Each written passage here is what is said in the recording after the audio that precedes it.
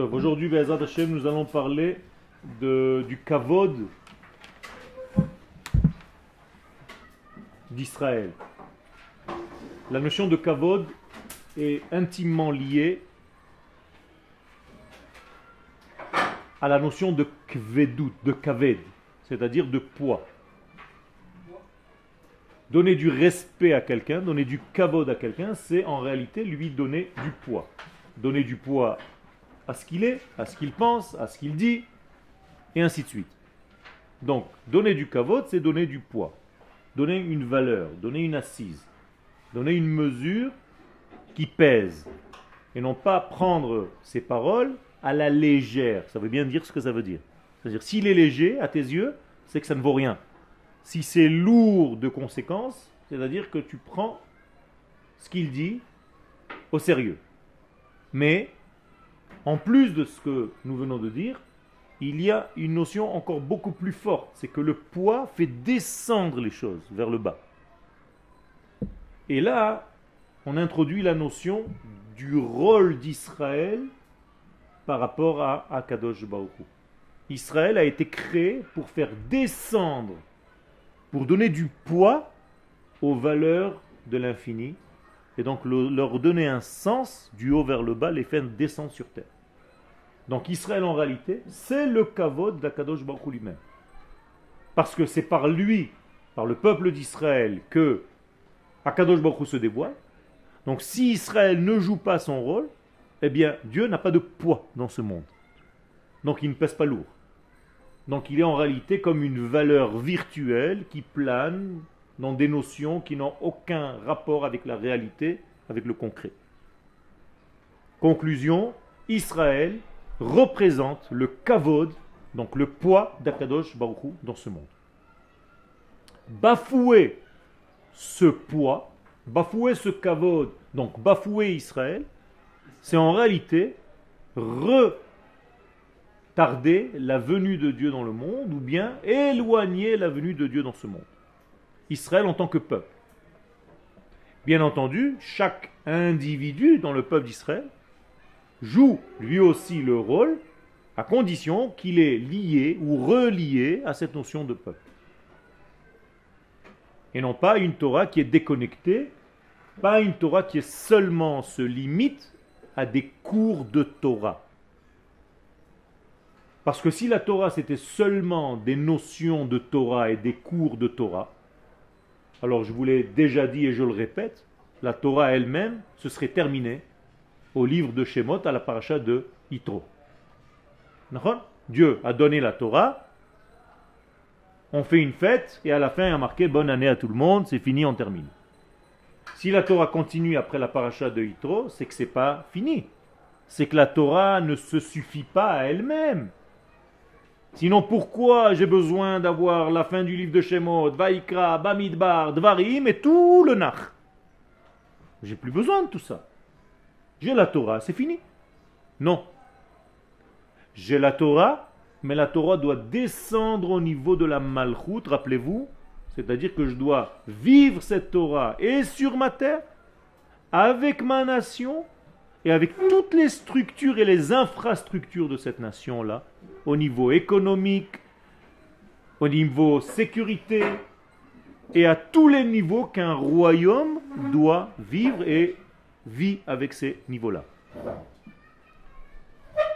Bisman chez Israël, Am Kadosh Masichim Da'atam Imeoz Mishmatam. Alors notre problème commence au moment où Israël lui-même oublie, ne sait pas qui il est. C'est-à-dire que vous commencez à étudier la Torah, mais vous ne savez même pas de quel niveau vous êtes venu. Ça peut arriver ça? Bien sûr. Il y a des gens qui rentrent dans l'étude de la Torah, ils ne savent même pas ce que c'est que la nation d'Israël. Ils n'ont jamais étudié cette notion, ils ne savent pas ce que c'est le peuple d'Israël. Ils ont l'impression qu'on est des individus, je suis né dans une famille juive, on m'enseigne la Torah, et je suis un bon juif, je fais Shabbat et je mange kasher. Et je te pose la question à 15, 20 ans, qui c'est le peuple d'Israël? Qu'est-ce que c'est que la nation d'Israël? Tu ne sais même pas me répondre. Tu vas croire que c'est l'ensemble de juifs religieux que tu as connus dans ta jeunesse. Ça peut être à Strasbourg, à Paris ou à Nice. Je ne te parle pas de ça. Donc, Bisman Israël, Am Kadosh Masichim Da'atam, Mimeoz Nishmatam. Si le peuple d'Israël lui-même, qui est un peuple de sainteté par excellence, ne sait même pas à oublier d'où il vient, Veshochechim et Gdulatam, et ils oublient leur grandeur, Veromemutam et leur élévation, Veneimut Chelkam Bachaim, et leur degré de vie. Et quel est ce degré qui était mentionné dans le livre de Dvarim 32 qui Chelek Hashem Amo Yaakov Nechev Nachalato. Nous sommes une partie du divin. Le divin nous utilise, entre guillemets, il nous a créés pour nous utiliser, pour utiliser notre vecteur pour faire passer ses idées. C'est-à-dire nous sommes le porte-parole d'Akadosh Baruch Hu. Nous sommes le chauffard d'Akadosh Baruch Hu. Nous sommes sa bouche, nous sommes ses pieds, nous sommes ses mains. Mais si tu oublies ça, en tant que peuple, et pour toi, être dans la Torah, c'est juste étudier ton petit cours de Gemara le matin, tu n'as rien compris, pourquoi, quel est ton rôle dans ce monde, mais tu passes à côté. Alors qu'est-ce qui se passe? Baïm ame haolam, eh bien la conséquence elle est immédiate. Les nations du monde viennent, ou metaprim al pnehem, et ils te mettent un bon coup de poing au visage. Qu'est-ce que c'est panim? L'intériorité. C'est-à-dire que tu as oublié en réalité l'intériorité, donc cette intériorité qui est censée se révéler sur ton visage, et c'est pour ça que le visage c'est les mêmes lettres que intériorité, panim et pnim. Parce qu'en réalité le visage de l'homme c'est l'écran de son intériorité, comme l'ordinateur. Il y a un écran, mais ce n'est pas l'ordinateur l'écran, c'est juste le reflet de ce qu'il y a dans la matrice, sur un écran. C'est-à-dire quelqu'un qui ne comprend rien à l'ordinateur, qu'est-ce qu'il fait? Il vole un écran. Et il se barre avec. Il n'a rien volé. Je vous dis ça parce que 2 Palestiniens ont volé dans une station essence, et pour ne pas qu'on les reconnaisse, ils ont pris l'écran. Ils ont laissé le disque dur et tout avec tout l'enregistrement. En croyant qu'ils ont pris l'écran, en croyant que l'écran c'était... Alors on a juste changé l'écran, on a retrouvé les mecs. Okay? Mais c'est exactement pareil. Ça veut dire que ton visage n'est que le reflet de ton intériorité. Mais si tu ne sais pas cela, tu as un problème. Alors il y a des lecteurs de visage.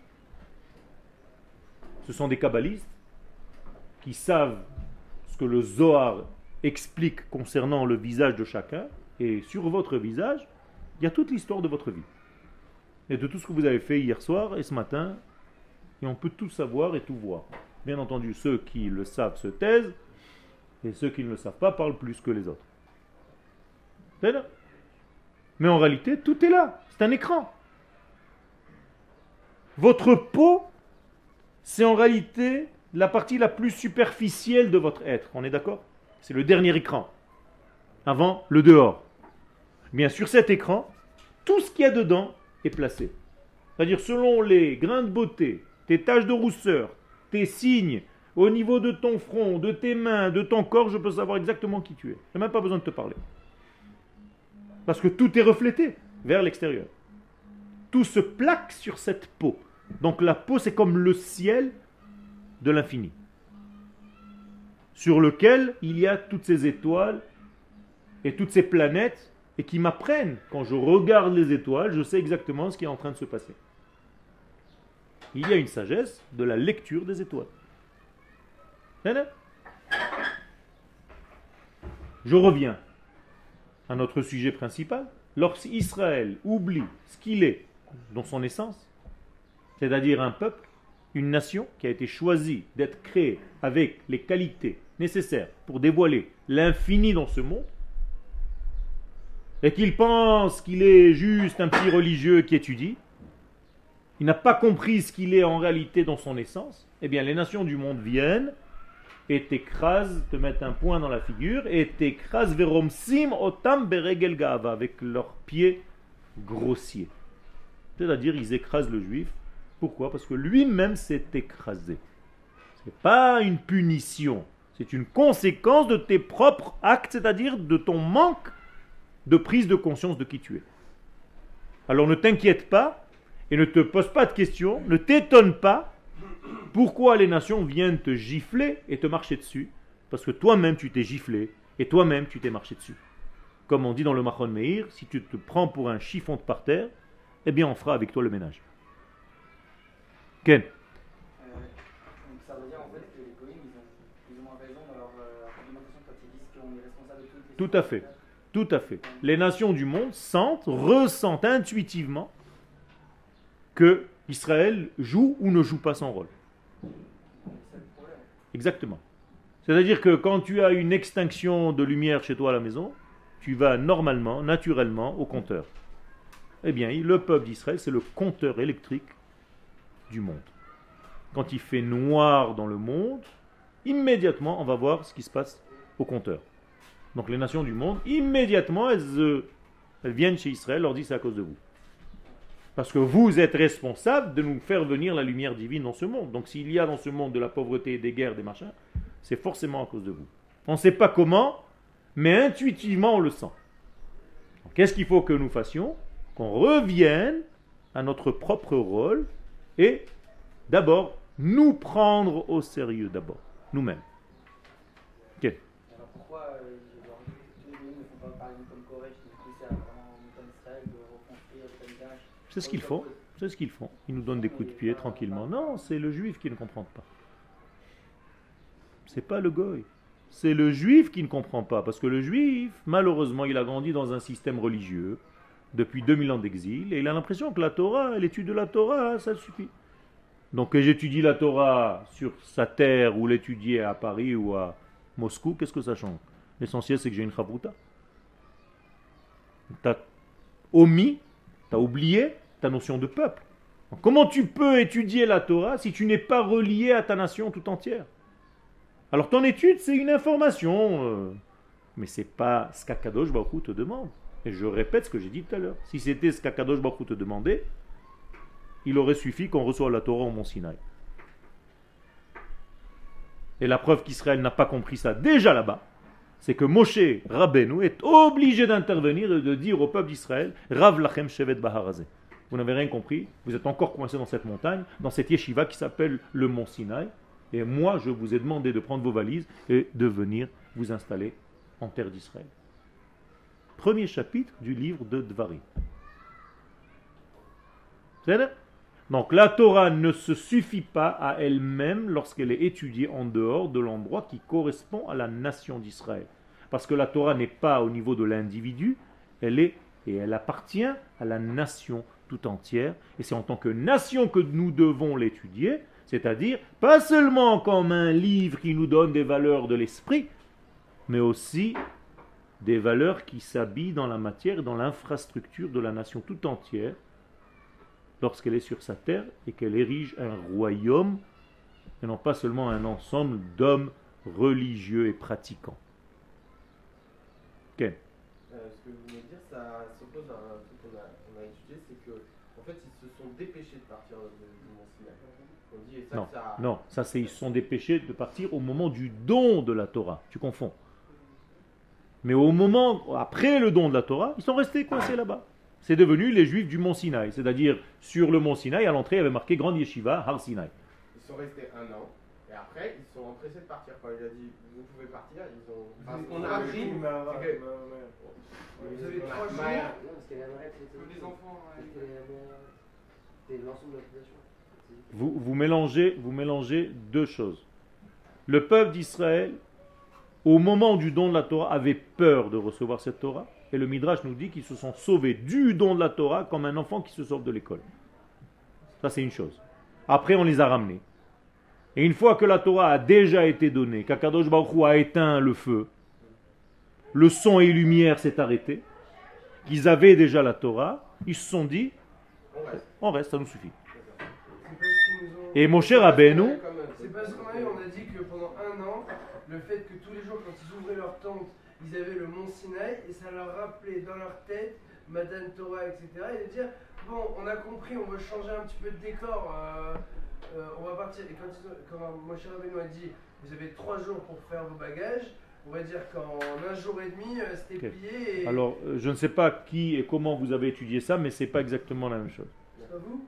Non, c'est pas moi. c'est pas- Quel c'est C'est-à-dire, ça veut dire que, au contraire, mon cher Rabbeinu, je ne sais pas, peut-être que vous avez mal compris le Inyan, mais je suis en train, à mon avis, de dire exactement la même chose, seulement vous ne l'avez pas compris. C'est qu'au contraire, les gens se sont habitués à croire que la Torah se suffit à elle-même, et c'est Moshe qui doit rappeler aux enfants d'Israël que ce n'est pas le but ultime. La Torah va nous aider, mais il faut continuer, puisque nous sommes sortis d'Égypte pour entrer en Eretz Israël. Donc il ne s'agit pas d'arrêter sur une station intermédiaire en se disant j'ai reçu la Torah, j'y reste. Et donc c'est une intervention que Moshe fait, et il leur dit Rav lachem, ça suffit. Pnou ou lachem. Tournez votre visage. Détournez votre visage à la limite pour venir conquérir cette terre. Sinon, la Torah n'a pas de sens réel lorsqu'elle n'est pas reliée à sa nation sur sa terre. Les choses sont très claires. Quel? Ça a plus de sens que vous dites parce qu'en général, nous, on a tendance à s'attarder. Mais vadaï, mais vadaï. Et encore Mais plus vadaï. avec la Torah. Nachon, nachon. Va'echar ad ata, même Yaakov le dit lui-même, Va'echar ad ata, j'ai tardé jusqu'à maintenant. C'est-à-dire la plus grande faute, c'est plus de s'attarder plutôt que d'être empressé. Pourquoi? Parce que quand tu es empressé de faire quelque chose, même si c'est une faute, c'est parce que tu as envie de la chose. Mais quand tu tardes à faire la chose, c'est que tu n'en as rien à faire de cette chose pour ne pas dire autre chose. Alors, plus loin, mieux c'est. C'est-à-dire plus tard, mieux c'est. Donc il faut faire très attention. Quel? De manière plus contemporaine, la destruction du deuxième Beth Amikdash, Amigdash. Quel? on étudiait la Torah, Ok. on était en Israël, et pourtant, les nations du monde ont fait qu'il y a eu destruction du temple. Quel? Alors, qu'est-ce qui n'a pas marché dans ce cas? Dis-le toi-même. Les sages posent ta question et se posent, et te disent la réponse. Qu'est-ce qui manquait dans le deuxième temps? Te prouvant que la Torah ne suffit pas. L'unité dans la nation. Il n'y avait pas d'unité, il n'y avait pas de nation. Donc, en fait, on C'est-à-dire, tu n'as pas compris qu'il fallait que tu puisses donner ta vie pour que ton frère puisse vivre. C'est-à-dire, il n'y avait pas de Sahal. C'est tout. Donc, si c'est ça qui manque, quand est-ce qu'on aura le mérite de revenir après l'exil? Quand cette chose-là sera réparée. Comprends bien que si Akadosh Baruch Hu nous permet aujourd'hui de revenir sur notre terre, c'est parce que cette chose-là, pour laquelle nous avons été chassés, a été réparée. Sinon, on ne peut pas revenir. Sinon, ça ne veut rien dire. Sinon, Akadosh Baruch Hu il fait n'importe quoi. Il nous a renvoyés parce qu'il y avait une erreur. Quand cette erreur est réparée, il nous fait revenir. Donc, qu'est-ce qu'on est en train de réparer aujourd'hui? La preuve, c'est que ça marche. Donc, on est en train de se réunir. On a compris l'amour de soi, l'amour de l'autre.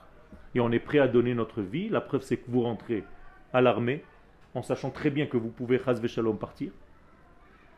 Et tout ça pour défendre quoi? Votre nation et votre terre. Ça veut dire que vous avez corrigé la faute. Ken? Ah, c'est pas, enfin, si moi ce qu'on a appris, c'est qu'en fait, enfin, ce que j'avais entendu, c'est que si on veut faire tchouva, Akadosh Baruch Hu, il nous remet dans la même situation, et si c'est une tchouva sincère, on va réussir. Okay. Donc en fait, c'est pas qu'on a vraiment réparé la faute d'avant, c'est qu'il nous remet dans la situation. Non, la faute a été réparée en exil, pas ici. Ouais. C'est-à-dire la faute, on a commencé à comprendre quel était le sens de la faute. Et en exil, déjà, on a compris qu'il fallait qu'on se réunisse, qu'on redevienne la nation qu'on a perdue. Même quand on était ensemble, on n'était pas ensemble. On était chacun séparé de l'autre parce que chacun avait sa Torah. Alors qu'aujourd'hui, notre notion nationale manquait, c'est elle qui est revenue. C'est pour ça que ça marche. Baruch Hashem. Ça y est, pas forcément besoin d'être sur la Ben vadaï. Alors, on continue. Et attendez, j'ai encore une question par rapport à ce que vous avez dit avant. La peau, c'est les grains de beauté et les poils, et du coup, le ciel, c'est la peau d'Akadosh Baruch Hu. Quel? De l'infini. Et pourquoi alors l'étude des étoiles, c'est un ratio? C'est pas que c'est assourd. Ou tu as vu que c'était assourd? Avant Avodat Kofravim, quoi. Il ne faut pas servir les étoiles, mais tu peux te servir d'eux. T'as compris la différence? Faut pas que tu serves les étoiles, mais tu peux te servir des étoiles. Ce sont des révélations. Ouvre la Gemara Shabbat à la page 75, tu verras qu'on a le droit de savoir, de s'intéresser à tous les astres. Au contraire, c'est marqué que c'est la connaissance d'Israël par rapport aux autres. C'est nous qui avons apporté l'astrologie au monde. Seulement pas pour devenir Madame Soleil. Te lève pas ce matin parce que machin, telle constellation est regroupée avec l'autre, donc Mars il est dans ton lit, tu as intérêt à rester. C'est pas ça. C'est quand on doit savoir ce qui se passe, mais malgré tout, nous avons une force d'utiliser ces forces-là.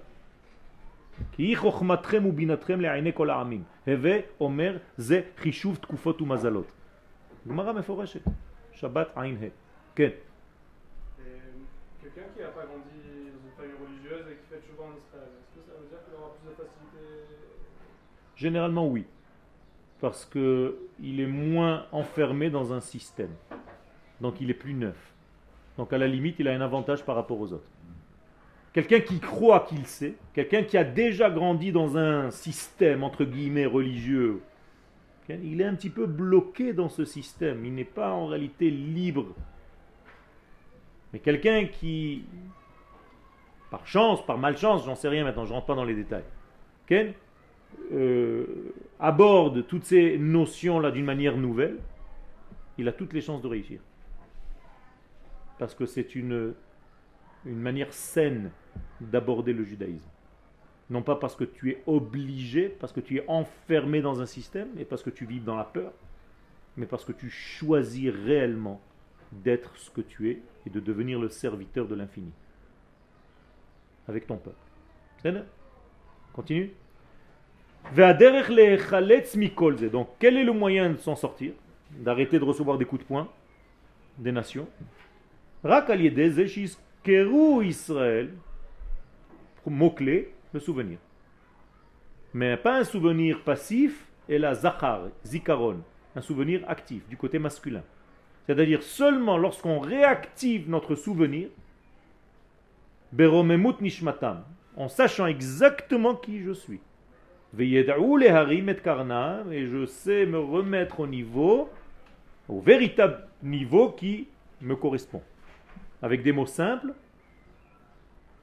oublier ce que je suis en tant que nation, ça amène l'égoïme contre moi. Me rappeler de ce que je suis, c'est-à-dire une véritable nation, et être fier de cela, eh bien ça me remet dans une bonne condition pour vivre réellement ma véritable vie. C'est-à-dire, et jouer mon rôle. C'est ça le plus important. C'est pas d'être réunis sur notre terre. C'est jouer notre rôle de révéler à travers cette terre et à travers ce peuple sur sa terre, révéler les valeurs divines de l'infini. Ken. On pose la question maintenant. Comment ça se fait que quand on explique ça à un goy pour qu'il motive les autres juifs qui n'ont pas compris à faire comprendre, pourquoi ils ne comprennent pas, peut-être quand ils ont dit ça, quand on leur explique des fois ils ne comprennent pas. Quoi? Dis-moi clairement, qu'est-ce qu'il ne comprend pas? Il ne comprend pas qu'il doit motiver les juifs à retourner en Israël. Ils le comprennent très bien. Ils ne le comprennent pas consciemment. Nahon, c'est inconscient. Consciemment, ils veulent nous faire du mal, mais inconsciemment, ils savent, ils nous reprochent de ne pas être à la maison. D'ailleurs, c'est ce que dit le prophète Yecheskel au chapitre 36. Qu'est-ce que disent les goïms? Be'emor lahem, je cite, Am Hashem elle, c'est le peuple d'Hachem, ou me'artso yatsao, ils sont sortis de sa terre. Ça veut dire, qu'est-ce qu'ils foutent chez nous? Ils sont étrangers parmi nous. Qu'est-ce qu'ils font là? Je ne comprends pas. Mais tu vois à quoi ils ressemblent? Qu'est-ce qu'ils font dans les rues de cette ville qui ne correspond pas du tout au judaïsme? À quoi ça rime tout ça? C'est quoi ce déguisement? Et ça, c'est ce que le prophète appelle Chilul Hashem. Profanation du nom d'Hachem. Sans rien faire, hein? Tu ne fais pas de mal. Hein? C'est-à-dire que tu fais Shabbat, tu manges kasher et tout. Hein? Tu es un super religieux. Ultra. Mais tu n'es pas à ta place. Hors jeu. Hors sujet. C'est pire que tout. Hein? Tu dévoiles. C'est comme si tu étais au bac. en bac de philo, on te pose une question sur la valeur d'Israël dans le monde, et toi tu développes sur la contraception des fourmis en Amazonie. Maintenant tu connais très bien ton sujet sur les fourmis. Magnifique. C'est-à-dire si c'était le sujet, tu aurais eu 100. Mais c'est pas le sujet. Qu'est-ce qui te marque sur la feuille? 0, hors sujet. Mais je suis un génie dans mon domaine. Oui, d'accord. Mais ce n'était pas le but. Ce n'était pas le sujet. Alors, arrêtez de vous raconter des histoires. Et le prophète nous le dit. C'est pas qu'un rabbin est venu à un psak halacha. Le prophète lui-même, c'est-à-dire Akadosh Baruch Hu lui-même, parce qu'Akadosh Baruch Hu passe par la bouche du prophète, c'est lui qui te dit ça.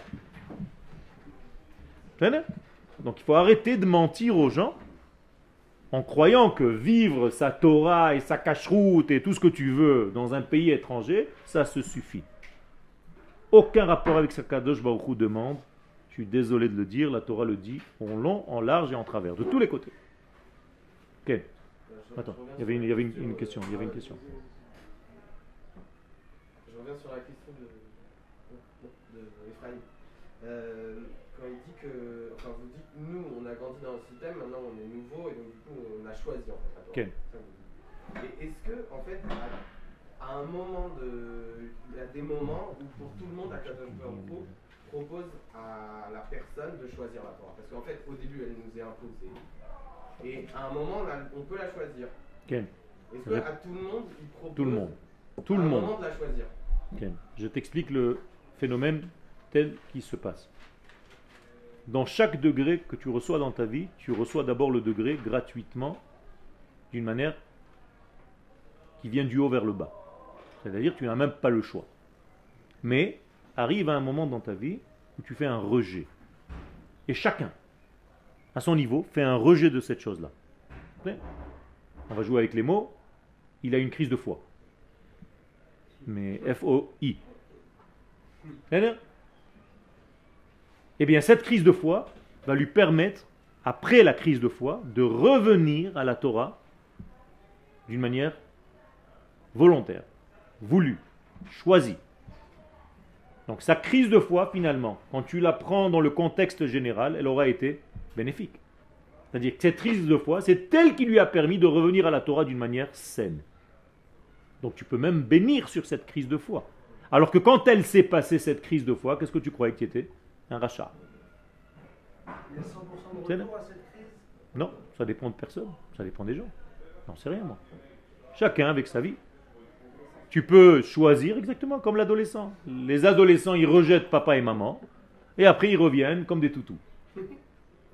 Et plus tu vieillis, plus tu ressembles à ton père et à ta mère. Alors qu'au départ, tu voulais tout, rien que pour te sauver d'eux. Mais c'est la même chose. C'est-à-dire cet éloignement est en réalité une condition sine qua non pour un bon retour, un véritable retour libre. Et même dans la Torah, ça se passe. C'est-à-dire, il va y avoir une génération, c'est ce que dit le Rav Kook dans beaucoup d'endroits, qui va rejeter totalement la Torah. Et le Rav Kook nous dit que ça va être la première génération lorsqu'on reviendra en Eretz Israël. Elle va rejeter la Torah totalement, parce que juste après elle va venir une génération qui va revenir à la Torah avec amour, avec choix, avec désir, et ce sera la période messianique. C'est l'étape dans laquelle nous sommes aujourd'hui. Il y a eu un rejet de la Torah pendant 50 ans, 60 ans, et aujourd'hui il y a un retour à la Torah d'une manière énorme, beaucoup plus forte que si elle était naturellement. Justement parce qu'il y a eu ce rejet, et je vais vous dire mieux, si tu n'es pas capable de rejeter, tu ne peux pas véritablement accepter. Sinon tu n'es pas un homme libre, tu es un robot.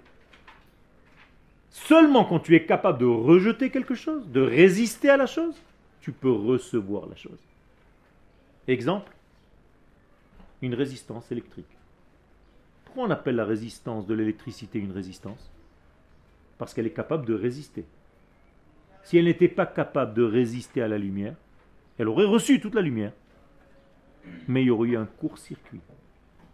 Alors que lorsqu'elle résiste à la lumière, paradoxalement parlant, elle peut aussi accepter cette lumière et la faire passer d'une manière viable, sans brûler, sans court-circuit. Eh bien, vous êtes des résistances. Si vous êtes capable de résister à la lumière d'Hachem, vous êtes capable aussi de l'accepter, de la faire passer dans votre vie.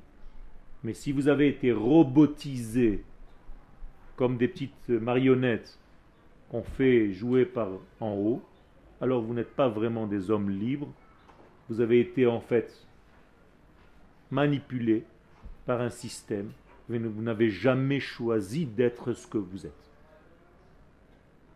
Et tout le chidouche ici, c'est de choisir dans ta vie. Alors maintenant, chacun d'entre nous, il a un système différent. Je n'ai pas besoin de faire un rejet de tout. Je n'ai pas besoin de faire une crise de foi totale. Mais on a certaines chutes dans notre vie, chacun de nous. Et il faut utiliser ces moments-là pour savoir quel est ton véritable chemin, ce que tu choisis d'être. Et quand tu reviendras avec beaucoup de force, beaucoup d'amour, beaucoup d'énergie. Tu seras beaucoup plus fort que quelqu'un qui n'a jamais subi, entre guillemets, cette crise de foi. C'est clair? Quel? On veut savoir, parce qu'on vient de dire que le Ham Israël, c'est le complément masculin de la terre d'Israël. Quel? On dit aussi que le Ham Israël est le complément Féminin. d'Hachem. Ah. Alors comment on met un peu d'ordre là-dedans? Il n'y a pas d'ordre à mettre. Tu es toujours le masculin ou le féminin par rapport à des degrés différents. C'est-à-dire que masculin et féminin, c'est pas homme-femme. C'est récepteur et donneur. Récepteur, c'est féminin. Donneur, c'est masculin. D'accord? Alors, une femme, ta femme, elle est féminine par rapport à toi? Oui. Mais elle devient masculine par rapport à ses enfants. Alors qu'elle est femme. Pourquoi? Parce qu'elle devient donneuse. Elle, quand elle donne, eh bien, elle prend le rôle masculin, même si elle reste femme. Mais c'est la même chose. Là, maintenant, tu es un élève au Machon. Tu es féminin ou masculin? Féminin. Mais le jour où toi-même tu donneras le cours, tu deviendras masculin. C'est tout. Moi, vis-à-vis de vous maintenant, je suis le masculin, vous êtes le féminin. Mais quand je vais voir mon Rav, je deviens moi-même féminin par rapport à lui qui devient masculin. Donc, masculin-féminin, c'est donner et recevoir. C'est-à-dire? Je peux continuer? Donc, comment est-ce qu'on évite? Tu as encore une question? Vas-y, lâche-toi. Mais alors du coup, est-ce que l'homme, c'est le féminin par rapport à Kadosh Baruch Hu? C'est ce qu'il vient de dire. Non, l'homme.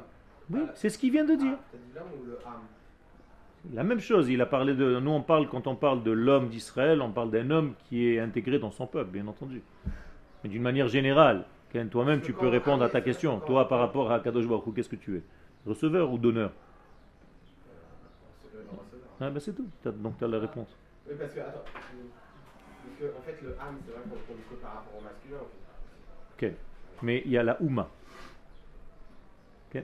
Ken, qui elle est féminine. Si le âme c'est le kavod d'Hachem Ken. et que le kavod c'est ce qui donne du poids à la Nachon. chose, donc on donne aussi quelque chose. Ben, vadaï. C'est pour ça qu'on devient par rapport à ça un côté masculin. Nachon. Qui donne du kavod à son mari? La femme. Quand tu sors avec ta femme, quand tu sortiras avec ta femme, okay, c'est ta femme qui te donne du kavod. Parce qu'un homme qui se balade sans sa femme à côté, il pèse pas très lourd. C'est bizarre d'ailleurs, c'est un paradoxe. Okay. C'est un truc bizarre, ne répétez pas, c'est pas très éducatif ce que je suis en train de vous dire. Mais les femmes regardent un homme quand il est marié et qu'il est avec sa femme. Alors que quand tu es seul, elle se dit celui-là, s'il est seul, c'est qu'il ne sait pas s'occuper d'une femme, donc il ne vaut pas le coup. Eh bien, Akadosh Baruch Hu ne pèse pas lourd si le peuple d'Israël, qui est son épouse, ne joue pas son rôle de lui donner du kavod. Donc Akadosh Baruch Hu, quand il se présente quelque part, il se présente toujours avec sa femme, avec l'Assemblée d'Israël. Comprenez notre rôle? Mais si vous ne savez pas ça, si vous croyez que votre Torah, ça s'arrête à quel cacheroute j'ai mangé aujourd'hui, tu es très très très très très loin de ce que réellement représente la Torah. On t'a complètement caché la route, avec des problèmes de cacheroute. Et la Torah, Tenez. vous la mettez où? Masculin, féminin? Ça dépend, par rapport à qui? Nous. Ok. Par rapport à nous, la Torah est masculine. Et nous sommes son côté féminin, c'est-à-dire les récepteurs. Mais quand je vais l'enseigner cette Torah, je deviens masculin par rapport à cette Torah. Vous n'avez même pas besoin de me poser des questions. Vous avez déjà les réponses tout seul. On continue. La sim al nes et govhutam leitpaer bazé. Alors qu'est-ce qu'il faut qu'on mette sur un nes? Qu'est-ce que c'est nes? Non, un étendard, un drapeau. C'est la même chose, c'est au-dessus.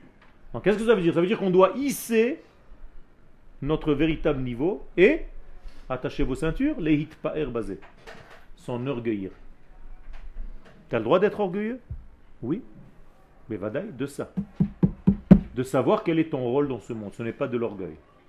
C'est tout simplement reconnaître ta place. Vous savez quelle est la différence entre un orgueilleux et quelqu'un qui n'est pas orgueilleux? C'est tout simplement si tu sais d'où vient la force que tu as. C'est pas ça justement la halakha, de savoir Non. où est ta place. Justement. Donc en réalité, tu as le droit de t'orgueillir de ce degré-là. Bezot ithalel amithalel askel veyado aotinu mashem. Tu dois savoir ta place. Quand tu connais ta place, ce n'est plus de l'orgueil. S'il y a un accident de voiture, chas v'shalom, et il y a des personnes qui sont en train de regarder, il y a un type qui est allongé par terre. Il y a 20 personnes qui comprennent rien du tout, mais elles sont là parce qu'elles voient du sang. Il y a un qui arrive et qui pousse tout le monde, qui leur dit dégagez, vite, poussez-vous. Il dit d'où tu sors toi? Je suis médecin. Qui c'est l'orgueilleux? Les 20 personnes, pas lui. Lui il connaît son métier, donc c'est pas de l'orgueil. Il s'est mis à sa place. Les autres c'est des orgueilleux, ils comprennent rien du tout, ils sont là en train de gêner le type qui est en train de mourir. Alors arrête de jouer à ce que tu ne sais pas. Mais le médecin qui était réellement un médecin, même si à tes yeux ça te paraît comme étant un orgueil, en réalité c'est pas de l'orgueil, il reconnaît sa place et il sait qu'il a un don qu'Akadosh Baruch Hu lui a donné. Donc la nation doit savoir qu'elle a été choisie par Akadosh Baruch Hu, ce n'est pas de l'orgueil, c'est une remise des choses en place. D'accord? Les hitpaer. D'accord? Les hitpaer c'est Il y a écrit dans Midat Raya. Ken? PR. Mais même les Gava, Gava Leumit. Le Rav Kook nous dit que tu dois avoir une Gava Leumit. D'ailleurs, il y a un verset dans la Torah qui dit Ve'amarta. Tu dois dire Kochi. Ve'otsem yadi asali et achai lazeh. C'est par ma force que je suis arrivé à ce que je suis arrivé. Alors comment? Seulement il y a la suite du verset. Ve'zacharta ki Adonai Elohecha hu anoten lecha koach la'asot chai. N'oublie jamais, malgré tout, que c'est Akadosh Baruch Hu qui t'a donné cette force. Ça veut dire l'orgueil, c'est quoi? C'est de dire j'ai de la force, mais que cette force, je l'ai acquise moi-même tout seul. Il n'y a pas Dieu dans cette histoire. Ça, c'est de l'orgueil. Ça, c'est interdit. Mais dire j'ai la force, je suis bon dans tel domaine, mais je sais que c'est Akadosh Baruch Hu qui m'a donné cette force, c'est pas de l'orgueil. C'est une reconnaissance de ma véritable place. Et jouer soi-disant un faux orgueil, une fausse humilité, et à dire à chaque fois qu'on te dit parle, tu dis non, moi je suis avec cette tête de malheureux là, style je suis rien du tout, je suis un zéro, qui je suis. Ça tu vas rendre des comptes. Parce que tu étais bon dans tel domaine et quand on t'a demandé d'intervenir, tu ne l'as pas fait. Donc tu joues avec une fausse humilité. Arrête de te la jouer. C'est ça? Donc sachez dans votre vie dans quel domaine vous êtes bon. Il ne faut pas avoir honte de ça. Mais il faut savoir que c'est Akadosh Baruch Hu qui vous a donné la force d'être bon dans ce domaine-là. C'est tout. Mais de le reconnaître. Et si tu le fais, Azikana halev he'arel. Alors le cœur, qu'est-ce que c'est arel? Incirconcis. Eh bien, le cœur incirconcis, non circoncis, va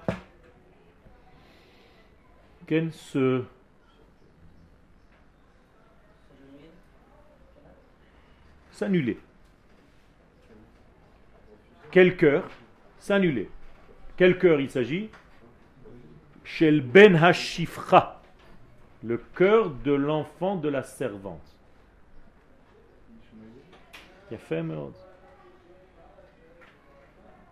Vous avez une situation psychologique. Vous avez Agar et son fils Ishmaël. Vous avez Sarah et son fils Yitzhak. Et ils sont tous les quatre dans la maison de Abraham. C'est un cas psychologique. Qu'est-ce qu'il faut faire? Hein? Qu'est-ce que ça veut dire? Non, ne prends pas par la négative. Chacun sache quelle place il doit. Fais-moi, tout simplement. Tu dois savoir reconnaître ta place. Donc Sarah, est-ce qu'elle reconnaît sa place? Oui. Elle lui dit, je suis la femme, c'est moi la femme, c'est lui mon fils. Je te demande de dégager l'autre. Ça nous paraît cruel. Mais en réalité, elle reprend sa place tout simplement. Mais si tu ne veux pas que je prenne ta place, montre-moi qu'elle est à toi. Joue ton rôle. Si tu laisses un vide dans l'espace, immédiatement ce vide sera comblé par quelque chose d'autre. C'est-à-dire, si tu n'as pas ta place dans n'importe quelle situation, il y a des fois des couples qui viennent me voir, et je vous le dis avant que vous vous mariez, où l'homme s'est arrêté d'être homme. Il est devenu femme. Dans sa maison. Qu'est-ce qu'il fait? Qu'est-ce qu'elle fait la femme? Elle prend le rôle de l'homme. Il y a un vide maintenant à combler. Comment ça se passe quand l'homme devait le faire? Ça se passe que l'homme ne sait pas donner les mesures et les limites. C'est-à-dire, il ne joue plus son rôle dans la maison. Et s'il ne joue plus son rôle, je ne dis pas d'être méchant, mais je dis d'être dans son rôle d'homme, que la femme d'ailleurs, elle attend intuitivement, elle a besoin de ça. Mais tu n'as pas joué ton rôle 1 jour, 2 jours, 3 jours, 3, 4 mois, 5 mois, 1 an, 2 ans. La femme elle se dit, ça y est, il n'y a pas d'homme à la maison, c'est moi l'homme. Alors après, on se demande qui sera elle. C'est un jeu de mots.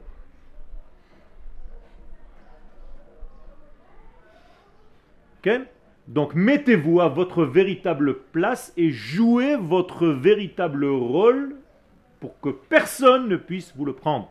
Si vous vous déguisez en quelqu'un d'autre, ça ne marchera pas.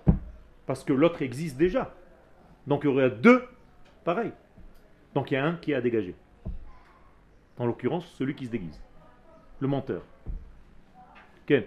Alors pourquoi c'est bizarre? Parce que là, Sarah, c'est elle qui a fait rentrer. Nahon. Après, elle a- Nahon. Elle l'a fait rentrer pour une construction momentanée, bien précise, d'un degré bien précis. Mais après, il ne s'agit plus que l'autre prenne son rôle de la femme principale. C'est ce qui a commencé à se passer.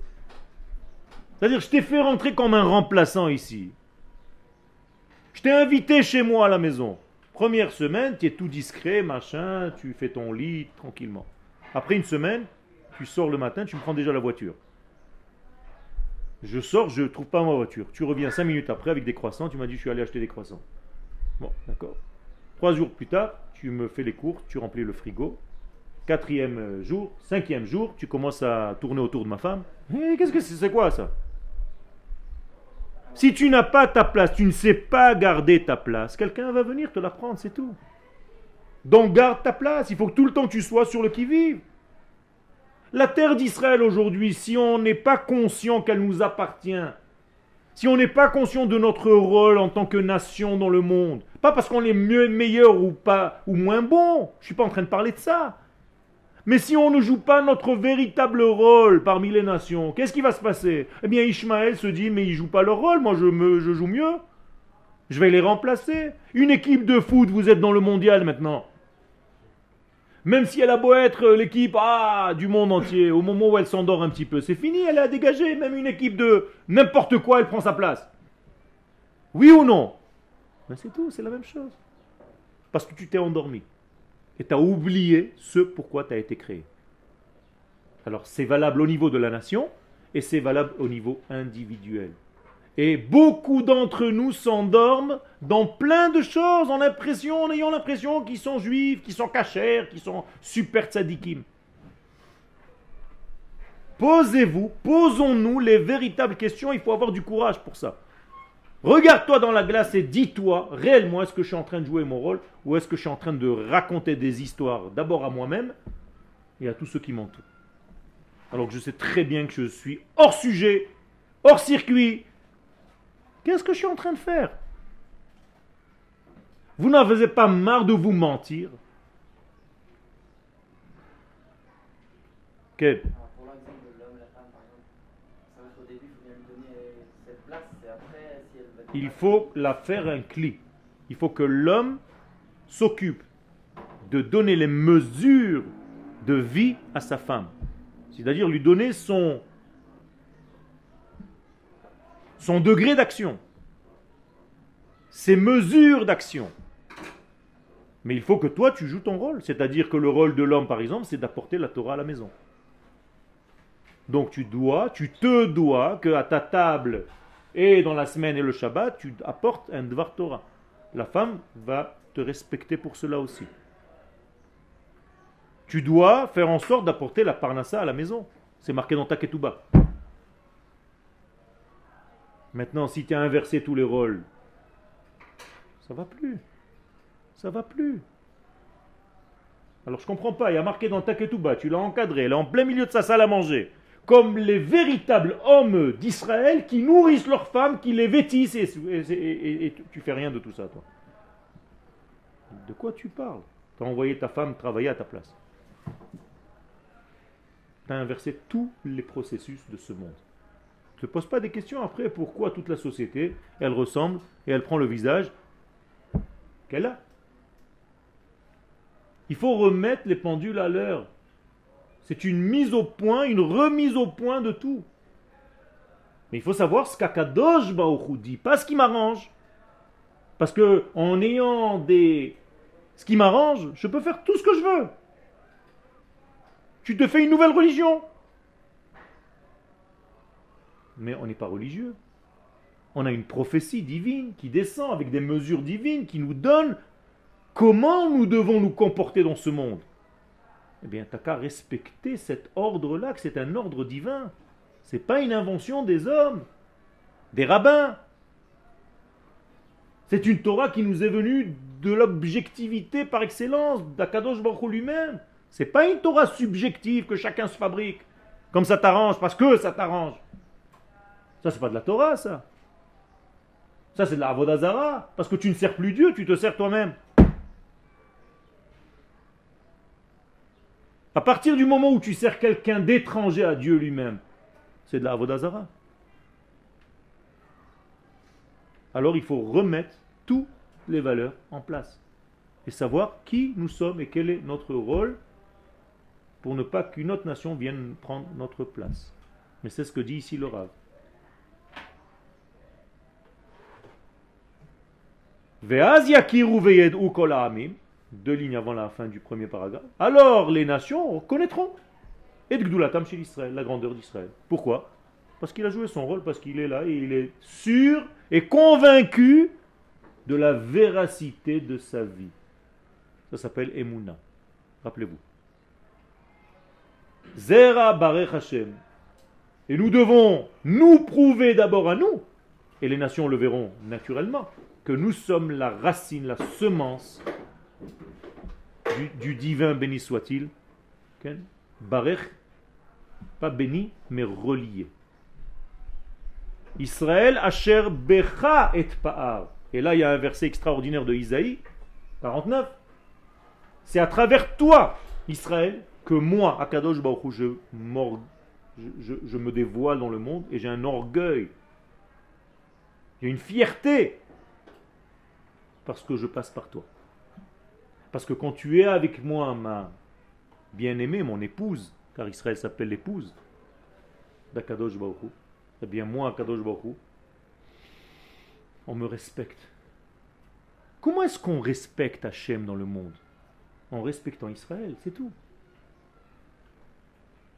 Akadosh Baruch Hu n'apparaît pas. Il n'a pas une forme pour apparaître. Qu'est-ce que vous attendez? Que quelque chose tombe du ciel? Que je comprenne. Parce qu'il y a beaucoup de gens qui attendent des choses comme ça, des malades. Akadosh Baruch Hu n'a pas de forme, n'a pas de physique. Donc, comment tu peux voir Dieu dans ce monde? En regardant Israël, c'est tout. Nous sommes le miroir d'Akadosh Baruch Hu dans ce monde. Si tu donnes du kavod à cette nation, tu as donné du kavod à Akadosh Baruch Hu immédiatement. Si tu as bafoué cette nation, tu n'as rien compris à cette nation, c'est comme si tu insultais Akadosh Baruch Hu. Chaque missile qui est tiré sur Israël, c'est un missile qui est tiré sur Dieu. C'est la même chose. Et chaque fois qu'un homme dit du bien de cette nation, Akadosh Baruch Hu remonte, se relève. Vous comprenez? C'est simple, mais il faut dire les choses. Il faut les habiller avec des mots. Il n'y a rien d'autre dans ce monde. Jamais vous ne verrez rien d'autre. Jamais des bouquins vont tomber du ciel. Jamais des talitotes vont tomber du ciel. Ou je ne sais pas ce que les gens attendent. Même le Mashiach ne vient pas du ciel. Il vient de la terre.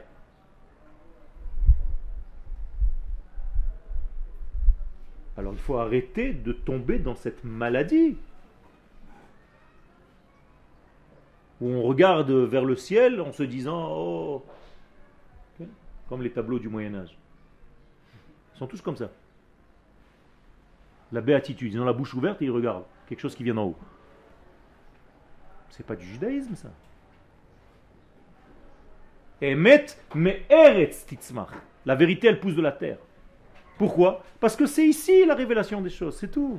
Kadosh Baruch Hu ne peut pas se révéler sans passer par Israël. C'est lui-même qui s'est enfermé dans ce système. Ça limite pas. Okay. C'est limitant. C'est illimité. Parce que Israël doit dévoiler l'infini. Les C'est tout. chutes du Niagara, ça dévoile Israël, ça dévoile Akadosh Baruch Hu. C'est sa création. Pas du tout. Ah. C'est la nature. Et qui a créé la nature? C'est tout. J'en sais rien. C'est une explosion de... Big Bang. Pourquoi pas? Ouais, je peux jouer le rôle du scientifique. Pourquoi tu as besoin, pour te rassurer, de mettre Dieu? Tu comprends? Il n'y a que Israël qui peut dévoiler des notions et des valeurs. Les chutes du Niagara, ça dévoile rien du tout, à part une beauté. À part une puissance. Mais des vertus humaines, qui sont les vertus de l'infini, ça, il n'y a qu'Israël qui peut le faire. Donc c'est pas en regardant la nature qu'on peut trouver Akadosh Baruch Hu. C'est en regardant Israël. Et je dis pas ça aux goïms. Je te dis ça à toi. Si tu veux réellement étudier Akadosh Baruch Hu et savoir ce qu'il veut de toi, il faut étudier ta nation. C'est tout. C'est-à-dire que l'essentiel de votre étude, ça doit être l'étude de la nation d'Israël. Quand tu commenceras à comprendre ces mesures, ces vertus de ce peuple-là, tu commenceras à te dire, je me rapproche d'Akadosh Baruch Hu. Comprenez maintenant la leçon? Elle est très claire. Se rapprocher d'Hachem, c'est de se rapprocher de la nation d'Israël. Un point à la ligne. C'est tout.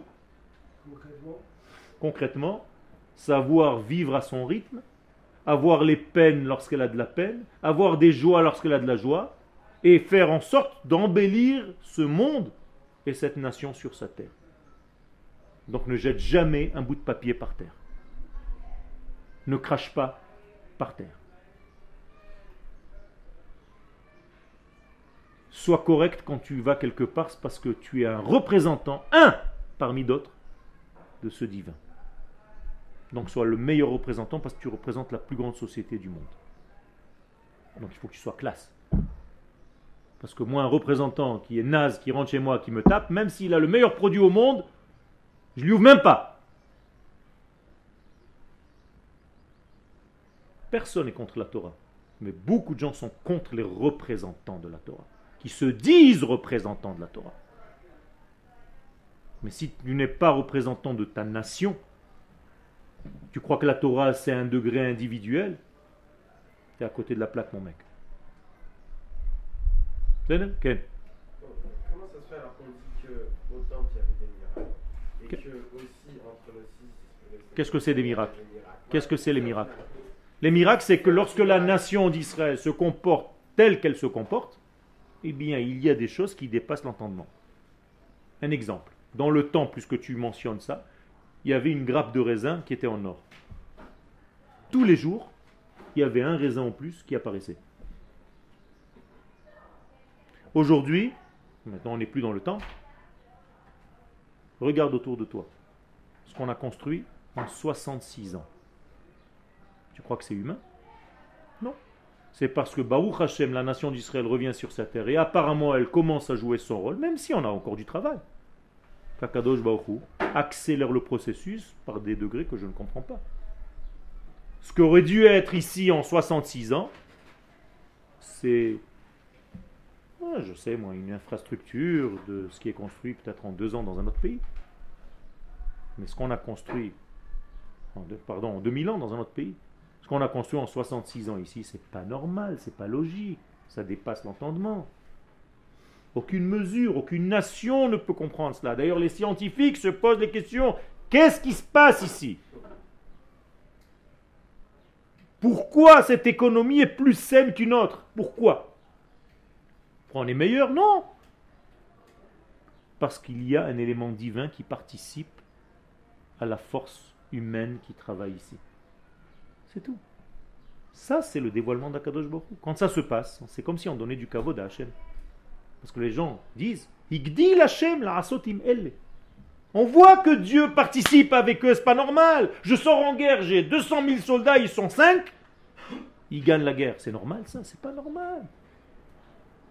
Ça veut dire qu'il y a quelqu'un, Hachem nilcham lahem. C'est Dieu qui se bat pour eux. Alors c'est vrai, tu vois des soldats, toi tu vois pas Hachem. Mais Akadosh Baruch Hu, il est au bout de ton M16. Ou de ton tabor. C'est ça qu'il faut comprendre. Et donc vous avez une force que vous négligez. Priez beaucoup plus pour retrouver nos 3 petits jeunes. Et je vous garantis que si vous priez, on va les retrouver.